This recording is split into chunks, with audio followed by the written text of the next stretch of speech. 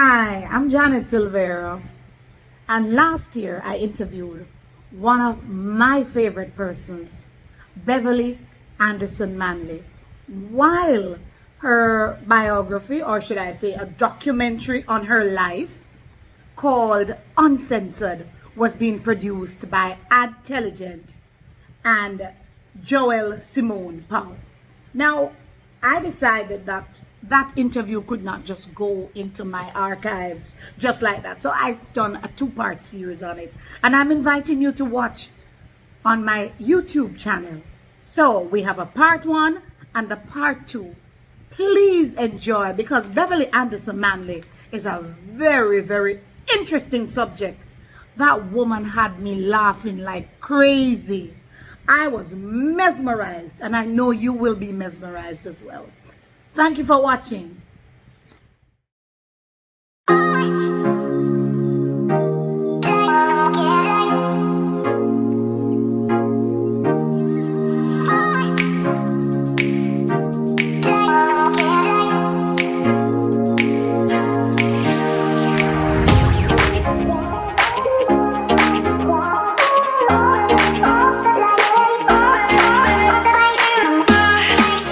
Good morning, Beverley. Morning, Janet. How are you? I am fantastic. You look fabulous. Oh, that's a really fabulous. Thank you so much. So you turned 80 last year? Yes. So I'm 81 in about 6 months time in November. But you look like 60. Well, so 80 is the new 60. I guess it depends on who is looking. I think it has a lot to do with what we are seeing. Okay. Yes. You look great. You have this new documentary that's coming out that's called Uncensored. And I am curious. From the first time I saw the pilot, the first thing that came to mind was uncensored. Oh, uncensored can we get with Bev? So I want to find out from you, Beverley. Yeah. When you talk about uncensored in this documentary, how far have you gone as it relates to it being uncensored? All right. What do you expect? Yes. How far have I gone? I went far. One of the things about being 80, and I always say I'm 81 because I forget I'm 80, which is part of the privilege of being 80. You're allowed to forget. But one of the privileges is that you really want to tell your truth. You know, you have had all the experiences you have had. You have a way of looking back at them so that they work more effectively. Not more, they work effectively for you. So it's like, why would I do a documentary at this stage if I'm going to be a diplomat? I would want to do a documentary so others watching, if they choose, can learn from my experiences and can look at what is happening in their lives, that they can, look at my life and say, oh, that's what she did. Maybe that would work for me. And to do that, you see, Janet, you have to be able to make yourself vulnerable. And I want to stress that for people who may be watching the documentary. And by vulnerable, I mean be able to just open up your heart to the truth. This is who I am. So for me, uncensored means I'm asked a question, I'm going to answer it to the best of me, and to leave the person or persons who are hearing me lifted up. It's not to dwell on the past or to blame myself. It was as it was, it is as it is. But how can we, through our conversations, build relationships that are meaningful relationships, not only for us, but for whoever we are speaking to, and for the entire Jamaica. Donna Duncan used to say this thing. I wonder if you could say, if we could tell the truth for a day, what would happen? You imagine that.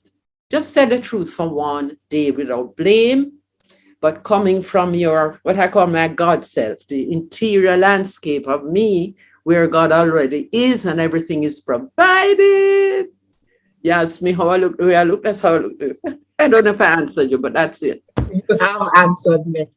One of the things that most people were excited about when they saw the pilot, I don't know if the producers or the directors want to call it that, but what we saw was sort of an ad giving us a sneak preview of what to expect. But the most deliberate, most exciting aspect was talking about sex. And many people wondered, what's sex at 80? I too, I'm wondering if by the time I get to age 80, I'll be thinking sex. You spoke about sex in Uncensored? When you think about all the stories we have been told in terms of our socialization and so on, sex is one of the things that you don't bring up for anybody. I would say over any woman, certainly over the age of maybe 60. Maybe we can do it over 60. And even then, it's we are a culture, you know, where a lot of things we put under the table instead of bringing them on top of the table, that we can all learn from them. And the facts are that when I was on my 40th birthday, I remember Edna Manley calling me and saying, this is the real birthday now. And we had a woman-to-woman talk, and it was amazing. And it included sex. And that, I think, is when I first began to understand that no matter how old a woman is, we are up to it. We still have those feelings. We may deny them because many of us are widows and we don't want to get into another relationship for whatever reason. But the facts are, as a woman, and I think this is scientifically proven, your sex urge never leaves you. It's different for a man, and I'm not speaking about on behalf of any man. But I know that for me, that is just how it is. And because I'm living an authentic life as best as I can, I'm not going to put my feeling aside and say, come on, Beverley, that can't be what you're feeling. It's what I'm feeling, is what I'm feeling. And it's interesting that that clip went viral because, and so many women called me and said, oh, thank God you said it. I would never say it, but I'm glad you say it. And in a way, that's what Uncensored is about. For all the women, and I'm really saying women, who want to put things on the table and talk about them and know they will not fall off the ground. As an African-American friend of mine would say, you won't fall off the ground. But guess what? It could lead to a more meaningful life. That's how the Creator made us. Let's be proud of it. And at this stage of our lives, be responsible for whatever we choose to do with it. Weren't you worried at any time during the filming that Jamaicans who are judgmental would start judging you? Remember, my history is a history of being judged. So in the 1970s, there are a lot of people who supported me. I don't want to deny that. But the judgment was strong. And I'm not surprised that the good book says that we mustn't judge, lest ye be judged. And it's the most awful feeling. And I want us to remember that when we judge somebody, how it lands on that person. It's one of the most devastating things when somebody, and then when I wrote the book, let me tell you, from the cover, Manley Memoirs, everything. I mean, judgment. All right. After that, I said, I have to understand, I have to be understanding of persons who feel they have to judge. And I'm making a distinction between judgment and discernment. Because, of course, you can listen to somebody and you can say, oh, I don't necessarily agree with that or whatever. But then to make the person so wrong that they can't even stand up.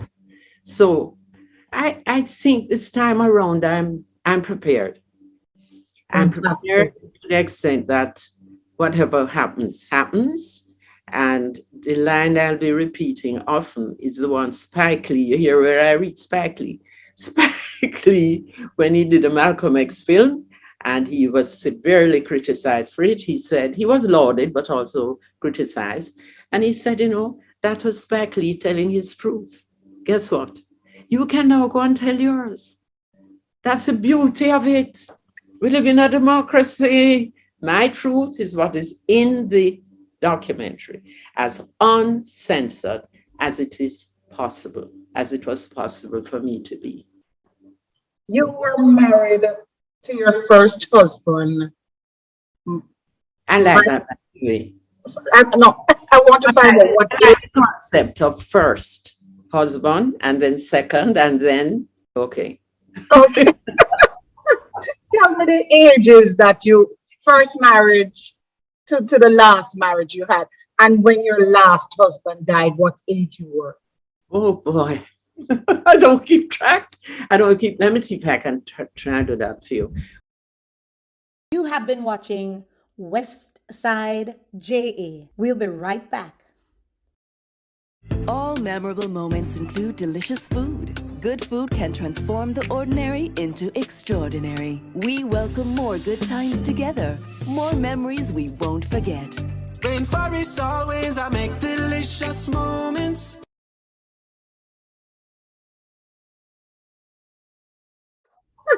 Tell me the ages that you first marriage to the last marriage you had, and when your last husband died, what age you were. Oh boy. I don't keep track. Let me see if I can try to do that for you.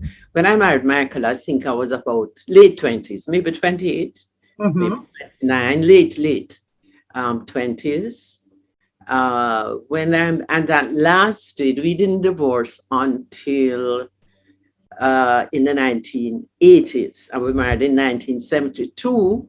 We were engaged about 2 years before 72, but we kept it quiet because, in his own words, he had been married 3 times already. He didn't want to do anything to upset the political card.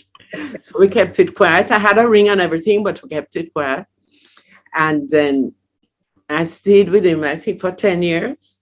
I had 2 children, Natasha and David, and of course, became a part of a family that had stepchildren, so we had Joseph, we had Sarah,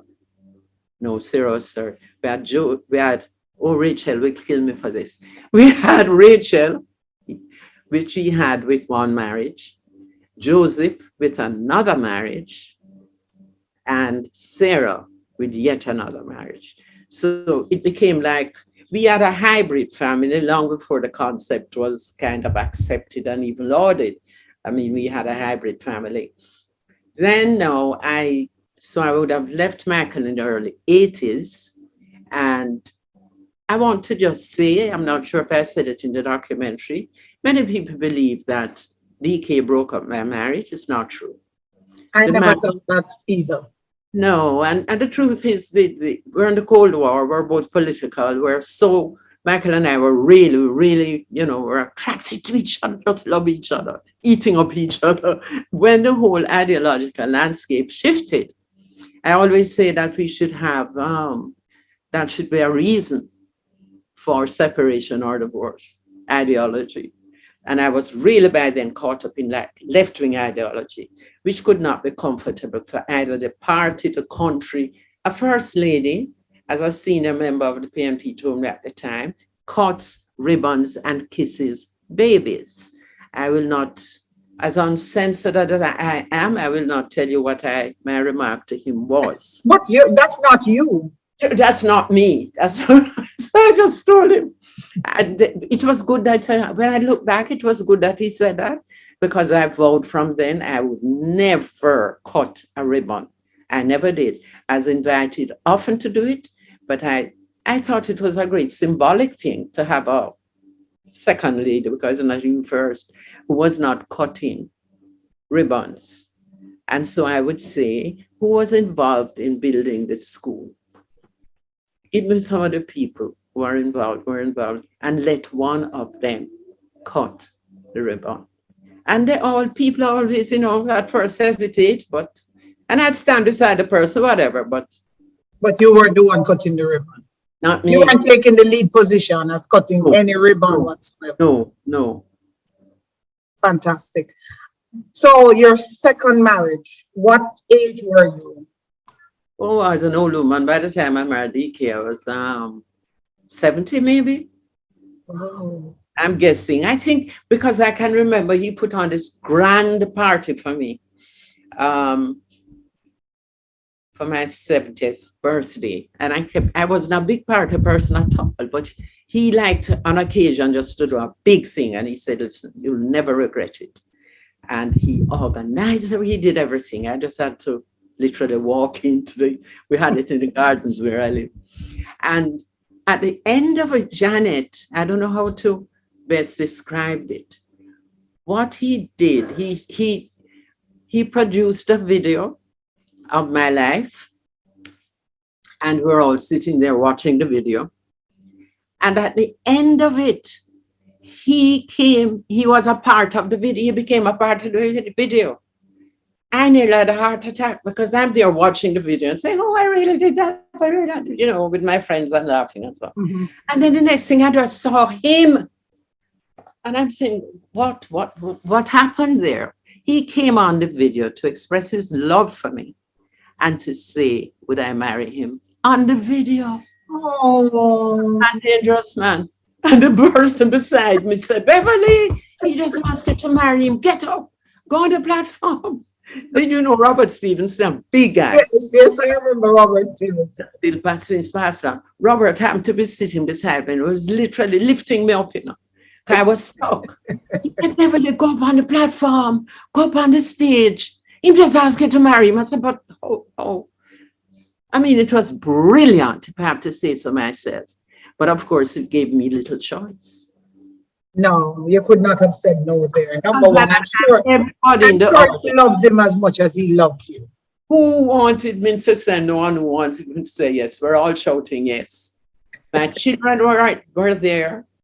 His children were there, so it was a perfect opportunity. Mm-hmm. So I think that must have been, it could be 10, 12 years now. But I'm not good at keeping my personal dates. Understandable. And he died when you were what age? Oh my God. Well, he died almost 2 years. 2 years ago, right? So you were 78 at the time. Yeah. And this is the last question I'm going to ask you about sex. Were you still sexually active when he... Are you preoccupied? Janet, are you one of those women? No, last question about sex. I'm telling you because I know that sex is something that is taboo. The way we gyrate is taboo in Jamaica. And I don't know why. I can't understand why it is that people feel that you mustn't speak about sex. I don't. It would make such a difference if from, young people, young women, and just speak about it as a sacred thing. And, it's something I came to understand much later in life. It is a sacred thing. And so throughout your life, I think you have different types of sex that you work out with your partner. When I was young, I'd be jumping up and down. When you get to 80, you kind of have to walk instead of jump. But the point is, the feelings are there. And because you love each other, you find a way to express. Because that means to me then that sex is not all that important when you get to that age anyway. I'm not saying that. Okay, I will leave it at that and we will watch the documentary. At any age, I think. At any age. That expression, sex is an expression of intimacy, a feeling you have for each other. And as long as you have that and you can express it, the relationship will work. I think it's critical. You have been watching West Side JA. We'll be right back.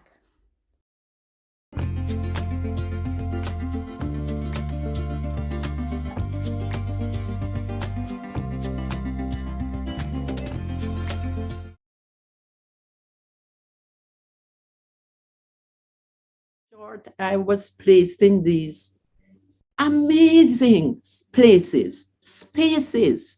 I traveled all over the world with Michael. I mean, I could sit beside Fidel Castro while he cooked dinner for us one night, and he's speaking English. And, you know, we're having a great time. I'm just, you know, we're all over Europe, the Middle East. I mean, I've been, and I kept saying, why? What can I do? It's like you're called to these spots. What can you do with it?